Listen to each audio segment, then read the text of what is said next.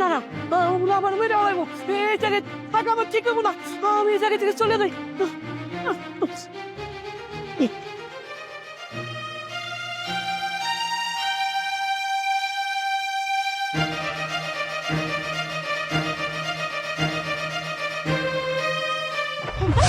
দাঁড়া করতেছি।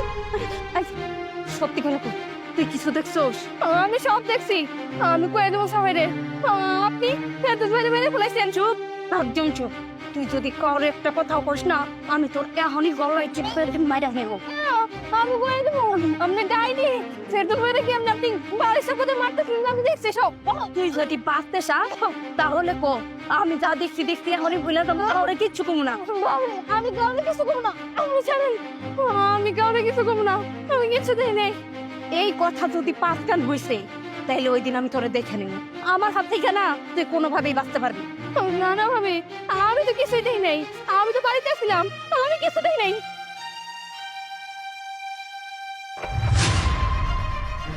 না না, পৃথিবী যে কামনা করছে একদম ঠিক করে নাই।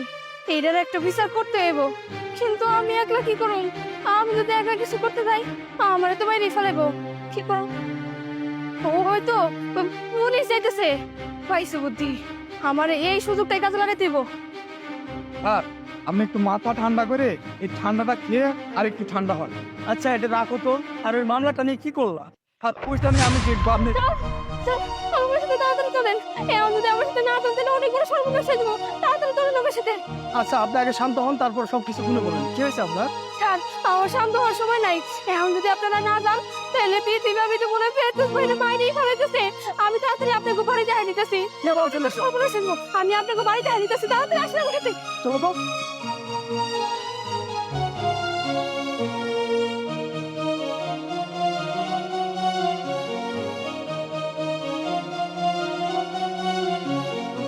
পালায় গেছিস তাই না? আমার হাত থেকে তুই পালায় কতদিন বাঁচতে পারবি? একদিনও বাঁচতে পারবি না। আজকে তোরে আমি জেনে পাবো, ওকে পাবো। কোথায় দেখছেন? তাও দেখছেন এই মহিলা ফেরদৌস ভাইরে মনে বাইরেই ফেলাইছে। ডাইনি মহিলা। এই মহিলা, আপনার হাতে বডি কেন? বডি নেবেন, বডি নেবেন বলছি। ও তাহলে আপনি খুন করছেন না? বলেন লাশ কোথায় রাখছেন? না না স্যার, এসব আপনারা কি কইতেছেন? আমি কিসের জন্য আমার স্বামীর খুন করতে যাবো? আর যদি খুন করতামই তাহলে আমার স্বামী লাশ এনে থাকতো না, এনে তো কোনো লাশ নাই। আপনার হাতে কিন্তু বডি দেখছি। বলেন লাশ কোথায় রাখছেন? আর এভাবে বলবে না, দুইটা উত্তম মাধ্যম দেয় তারপরে ঠিকই বলবে। আপনার স্বামীর বাড়ির সামাদে মারতে চাইছেন কেন?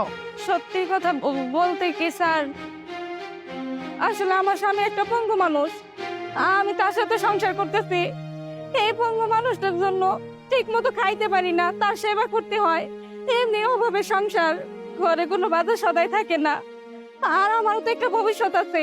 এই মানুষটার জন্য আমি বাড়ির বাইরে যেতে পারি না, কোনো কাজ কাম করতে পারি না। আমি যদি ইচ্ছা করি তাহলে কিন্তু বাড়ির বাইরে যায় কাজ কাম কইরা নিজেও ভালো করে চলতে পারি, তারও চিকিৎসা করাইতে পারি। কিন্তু সেই মানুষটা আমার কোনো কাজেও যাইতে দিব না। তার জন্য অশান্তির কোনো শেষ নাই। আমি কোথাও যাইতে পারি না। মানুষ আমার এখনো বলে যে তুমি তো এখনো দেখতে ভালোই আছো, তুমি কিসের জন্য ওই পঙ্গু স্বামী সংসার করো? তুমি ওরে সাইরা দাও, সাইরা দিয়ে ভালো জায়গায় যাও।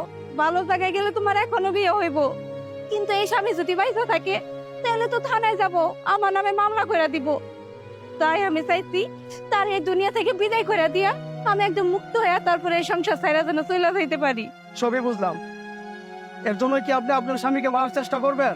কিন্তু সে তো এখানেই ছিল, এখন কই গেছে আমি তো কিছুই জানি না।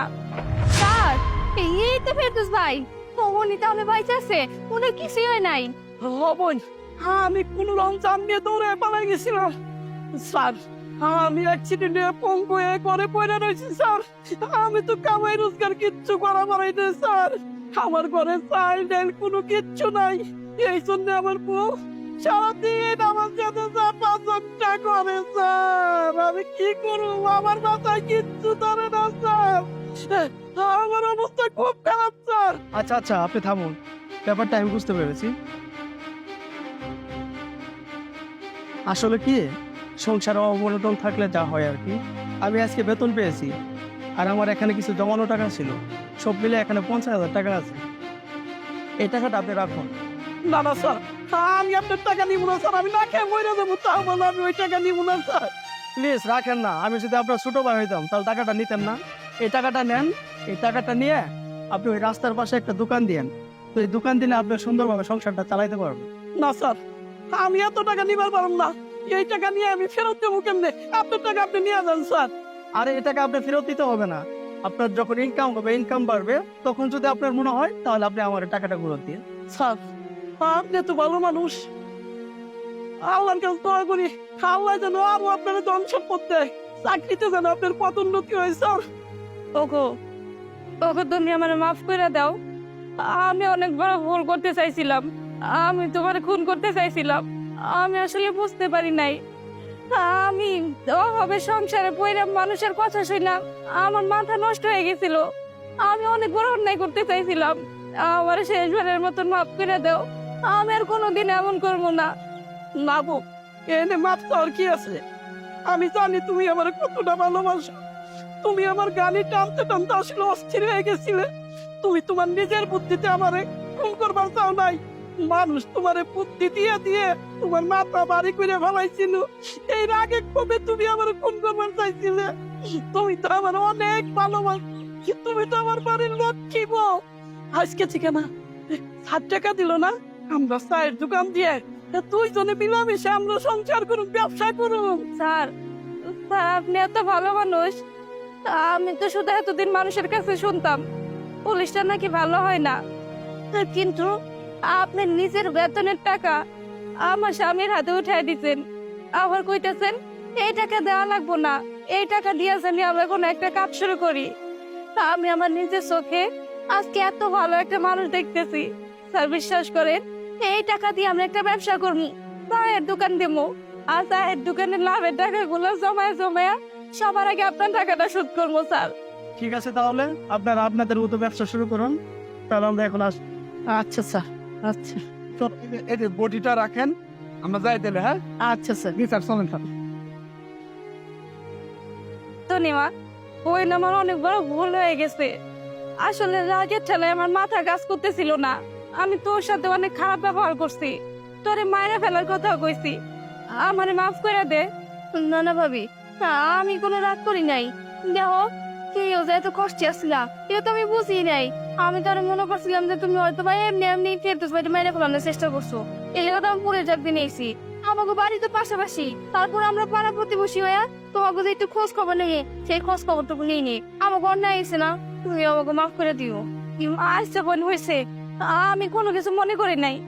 আসলে মানুষের কথায় না আমার মাথা কেমন জানি নষ্ট হয়ে যাইতেছিল, আর বারবার মনে হইতেছিল আমি কিসের জন্য এনে বইয়া থাকবো, কিন্তু আজকে আমার সব ভুল ভেঙে গেছে।